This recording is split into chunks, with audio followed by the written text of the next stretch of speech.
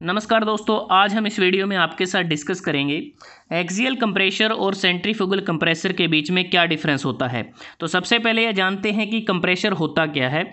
Compressor एक mechanical device होता है जिसका प्रयोग वर्किंग फ्लूइड जैसे कि एयर या गैस के प्रेशर को इंक्रीज़ करने के लिए करते हैं और उसको हम एक लोकेशन से दूसरी लोकेशन तक मूव कर सकते हैं। एयर या गैस को कंप्रेस करके उसको प्रेशर को राइज किया जाता है, मतलब कि हायर प्रेशर पर उसको डिलीवर किया जाता है। अब बात करते हैं कि एक्सियल कंप्रेशर और सेंट्रीफ्यूगल कंप्रेशर कैसे एक दूसरे से अलग अलग हैं। कुछ फैक्टर को हमने कंसीडर किया है जिसके आधार पर यह देखेंगे कि दोनों कंप्रेसर एक दूसरे से कैसे डिफरेंट हैं। सबसे पहले टाइप ऑफ फ्लो, कि दोनों में फ़्लो किस प्रकार से होता है एयर या गैस का। जैसा कि नाम से पता चलता है एक्सियल कंप्रेशर, तो एक्सियल कंप्रेशर में जो फ़्लो होता है वो एक्सियल डायरेक्शन में होता है, मतलब कि जो रोटेशनल एक्सिस होता है रोटर का उसके पैरेलल ही एयर एंटर करती है और उसके पैरेलल ही वो एग्जिट करती है। तो थ्रू आउट कंप्रेशर हमारा जो फ़्लो है वो एक्सियल डायरेक्शन में ही रहता है। लेकिन जो सेंट्रीफ्यूगल कंप्रेशर होता है इसमें जो एंट्री होती है वो एक्सियल डायरेक्शन में होती है और जो एग्जिट होता है वो इसका रेडियल डायरेक्शन में होता है, तो इसमें रेडियल फ्लो होता है। अगर बात करें कंस्ट्रक्शन की, एक्सियल कंप्रेसर के केस में केसिंग होती है, एक रोटर होता है जिस पर ब्लेड लगे होते हैं जो मूव करते हैं। जो स्टेटर होता है वो केसिंग के साथ जुड़ा होता है, वो स्टेशनरी होता है। और इस केस में अगर हम बात करें, इसमें ये केसिंग आपको नज़र आ रही है, स्क्रोल केसिंग है। अंदर इसमें एक इम्पेलर होता है, इम्पेलर ओपन भी हो सकता है, सेमी एनक्लोज्ड भी हो सकता है और एनक्लोज्ड भी हो सकता है, डिपेंड करता है एप्लीकेशन के ऊपर। और इम्पेलर के बाद डिफ्यूज़र होता है, तो इम्पेलर इसमें रोटेटिंग एलिमेंट होता है और जो डिफ्यूज़र होता है वो इसमें स्टेशनरी रहता है। उसके बाद बात होती है वेट की। जो एक्सियल कंप्रेशर है अगर हम बात करें, यह बल्की होता है, हैवी होता है, लेकिन जो सेंट्रीफ्यूगल कंप्रेशर होता है यह लाइट होता है और कम्पैक्ट होता है। स्टार्टिंग टॉर्क की बात करें तो एक्सियल कंप्रेशर को चलाने के लिए हमें जो स्टार्टिंग टॉर्क चाहिए वो ज़्यादा चाहिए, लेकिन सेंट्रीफ्यूगल कंप्रेसर के केस में स्टार्टिंग टॉर्क की कम आवश्यकता होती है। स्टार्टिंग पावर रिक्वायरमेंट की बात करते हैं तो एक्सियल कंप्रेसर के केस में ज़्यादा स्टार्टिंग पावर की ज़रूरत होती है, सेंट्रीफ्यूगल कंप्रेसर के केस में कम स्टार्टिंग पावर की ज़रूरत होती है। प्रेशर रेशो पर स्टेज का मतलब ये होता है कि अगर हम इस डायग्राम को देखें, इसमें जो रोटर पर जो ये ब्लेड्स लगे हैं, ये ब्लेड और जो स्टेटर, इन दोनों को मिलकर एक स्टेज बनती है। और इस डायग्राम में ये आपके पास मल्टी स्टेज एक्सियल कंप्रेशर है, मतलब कि एक स्टेज में प्रेशर रेशो क्या रहती है। एक स्टेज में एक्सियल कंप्रेशर में जो प्रेशर रेशो है 1.4:1 रहती है, लेकिन सेंट्रीफ्यूगल कंप्रेसर के केस में 5:1 रहती है। पार्ट लोड परफॉर्मेंस की अगर हम बात करें, एक्सियल कंप्रेसर के केस में काफ़ी पुअर होती है, लेकिन सेंट्रीफ्यूगल कंप्रेसर के केस में बहुत बढ़िया होती है। डिपॉजिट्स इफ़ेक्ट, जब हमारा एयर या गैस फ्लो करता है थ्रू आउट जो कंप्रेसर में, तो उस दौरान अगर कुछ डिपॉजिट हो जाते हैं तो उस जो फॉरेन मटेरियल वगैरह, तो उस केस में हमारा जो एक्सियल कंप्रेसर है इस पर काफ़ी बुरा प्रभाव पड़ता है, एडवर्स इफेक्ट पड़ता है। लेकिन सेंट्रीफ्यूगल कंप्रेसर के केस में कोई ज़्यादा एडवर्स इफेक्ट नहीं पड़ता। सूटेबिलिटी फॉर मल्टी स्टेजिंग, तो जैसा आपको डायग्राम में नज़र आ रहा है ये एक मल्टी स्टेज सेंट्रीफ्यूगल कंप्रेसर है।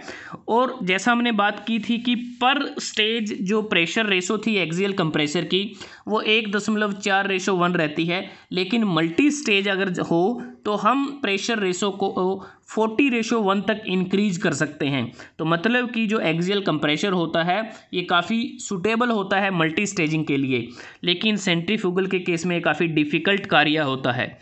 डिलीवरी प्रेशर की अगर हम बात करें, जो यहाँ पर कंप्रेस्ड एयर या गैस जो डिलीवर हुई है इसका प्रेशर कम रहता है, लेकिन सेंट्रीफ्यूगल कंप्रेसर के केस में जो कंप्रेस्ड एयर या गैस जो आउटलेट पे डिलीवर होती है उसका प्रेशर ज़्यादा रहता है।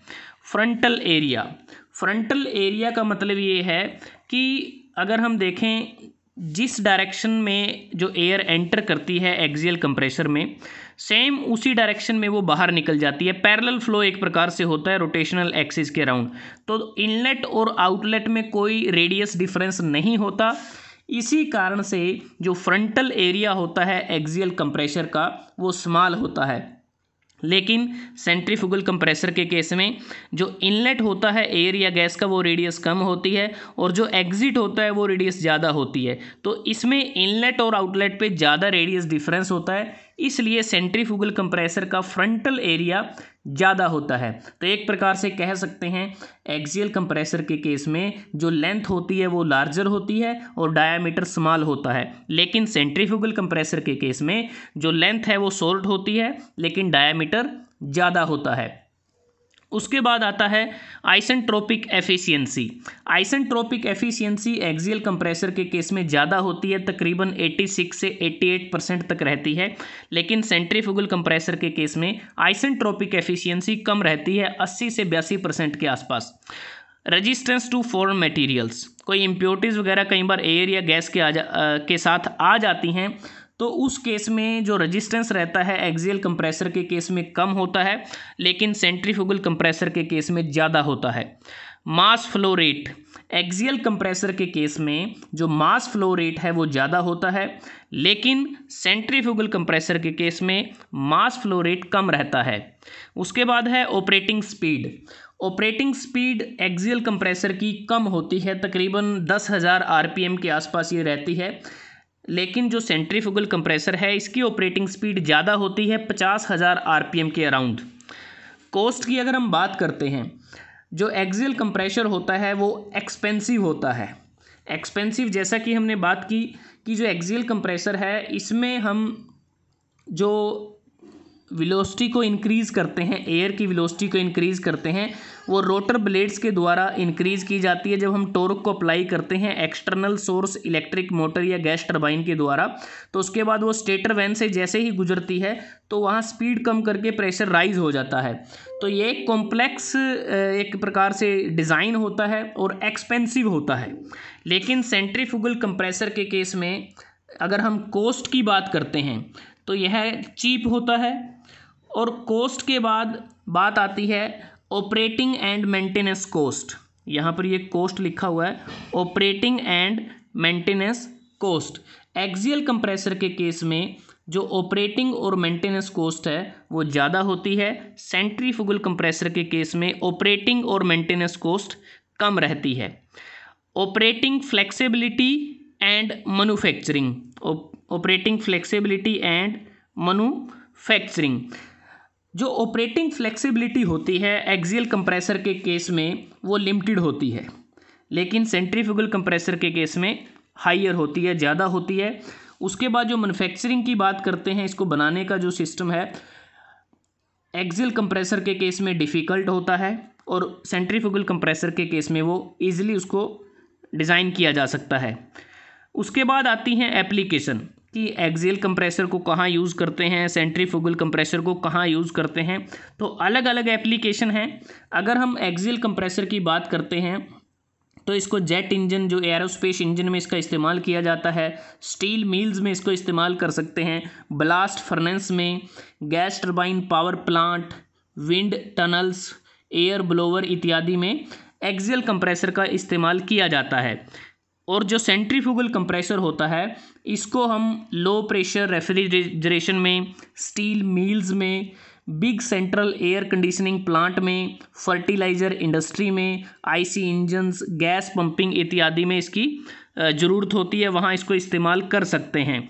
तो दोस्तों आज हमने इस वीडियो में आपके साथ डिस्कस किया एक्सियल कंप्रेसर और सेंट्रीफ्यूगल कंप्रेसर जो डायनेमिक कंप्रेसर का टाइप हैं कि ये दोनों एक दूसरे से कैसे अलग अलग हैं। कुछ फैक्टर को कंसीडर किया जिसके आधार पर देखा कि ये दोनों एक दूसरे से कितने भिन्न हैं। अगर आपको ये वीडियो अच्छा लगा आप इसको लाइक कर सकते हैं, शेयर कर सकते हैं अपने दोस्तों के साथ, स्टूडेंट्स के साथ, और चैनल को सब्सक्राइब करना ना भूलें। जल्दी हाजिर होते हैं एक नए वीडियो के साथ। तब तक के लिए धन्यवाद। आपका दिन शुभ रहे।